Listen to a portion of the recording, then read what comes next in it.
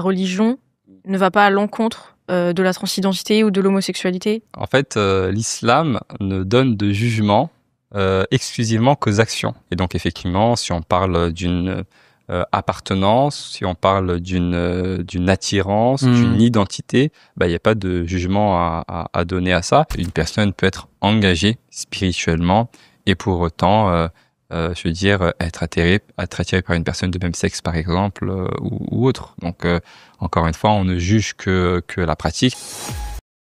Bismillah, walhamdulillah, wa sallallahu wa sallim ala sayyidina Muhammad wa ala alihi wa sahbihi wa man wala wa ba'd. Dans la vidéo que vous venez de voir, mes frères et sœurs, on a l'imam de la mosquée de Strasbourg, Khalilou Sila, qui tient des propos qui sont très dérangeants.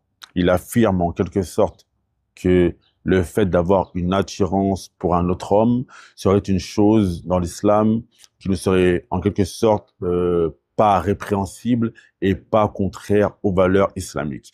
J'aimerais clarifier certains points de vue qu'il a véhiculés dans sa vidéo et également, par la même occasion, vous mettre en garde et vous faire comprendre le stratagème qu'il y a derrière le fait que l'on mette en avant ce genre d'imam. Alors, cette méthodologie de prendre des sommités ou des référents religieux et leur faire dire des choses qui sont contraires à l'islam, c'est quelque chose qui a été fait depuis la nuit des temps. Allah Azza wa Jal nous a certes parlé de cela dans son livre saint. Allah Azza wa Jal nous dit en ces termes dans une traduction rapprochée, et lorsqu'Allah a pris engagement de ceux à qui le livre a été donné, vous le clarifierez aux gens. Donc le but de l'imam, c'est quoi? C'est d'ordonner le convenable et d'interdire le blâmable. En Arabie Saoudite et dans le monde arabe, ils ont malheureusement utilisé également ce cheminement-là. Qu'est-ce qu'ils ont fait? Ils ont par exemple pris un imam qui est très connu, qui est l'imam Adil al-Kalbani. Il était parmi les imams et récitateurs au Masjid al-Haram, à la Mecque.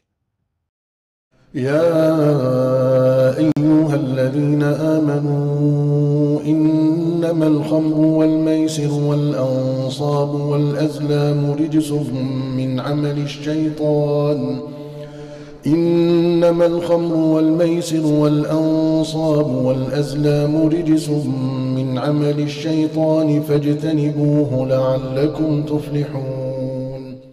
Et donc il était connu pour la belle récitation qu'il avait et pour en quelque sorte sa religiosité. Lorsque Ben Salman est arrivé au pouvoir et qu'il a commencé la politique qu'il voulait mettre en place, cette politique en fait d'ouverture et de changement des mœurs de la société saoudienne, qu'est-ce qu'il a fait? Il a mis beaucoup de savants en prison et il en a laissé d'autres dehors. Ceux qui étaient dehors, ils devaient aller dans le sens de ce que Ben Salman voulait. Donc, il devait véhiculer les idées du gouvernement saoudien. Et donc, c'est comme ça que Adil al-Kalbani s'est retrouvé en train de propager des choses qui sont tout simplement immondes.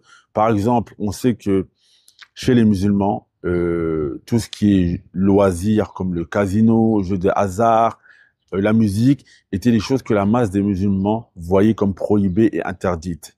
Et ben, Adil al-Kalbani, il est venu et il a commencé à faire des fatwas, pas des bonnes, mais des mauvaises fatwas, où il faisait comprendre qu'il n'y a pas de mal dans le fait d'écouter la musique ou dans le fait de jouer à ces jeux, aller au casino, etc. Et donc, il a fait la promotion de ce qu'ils appellent al-tarfi, ces loisirs qui sont malheureusement des loisirs contraires aux valeurs islamiques. Eh ben, figurez-vous que c'est la même chose qui se passe en France. Depuis qu'ils ont mis en place la charte des imams, donc cette charte qui a été tout simplement une sorte de règlement que les imams devaient et les mosquées devaient respecter. Et donc, qu'est-ce qu'ils font? Ils mettent en avant certains imams, des gens qui sont connus pour être des référents de la communauté islamique, et ils leur font dire, propager et véhiculer des propos qui sont contraires aux valeurs islamiques. Et donc, c'est dans ce cas précis, c'est dans ce cas de figure que l'on a Khalilou Sila qui vient et qui nous dit que le Coran ne réprime pas, en grosso modo, l'islam ne réprime pas les intentions. Si un homme a une attirance pour un autre homme ou une femme a une attirance pour une autre femme, cela n'est pas prohibé en religion. Est-ce qu'il n'a malheureusement pas dit, je ne sais pas si c'est volontaire ou involontaire, mais je pense que ce soit volontaire, c'est que le fait d'avoir une attirance pour un autre homme quand on est un homme ou pour une femme lorsque l'on est une femme, c'est contraire à la saine nature. Le prophète sallallahu alayhi wa sallam nous dit dans un hadith que tous les enfants d'Adam naissent sur la saine nature. Ce sont ensuite leurs parents qui font d'eux ce qu'il adviendra après.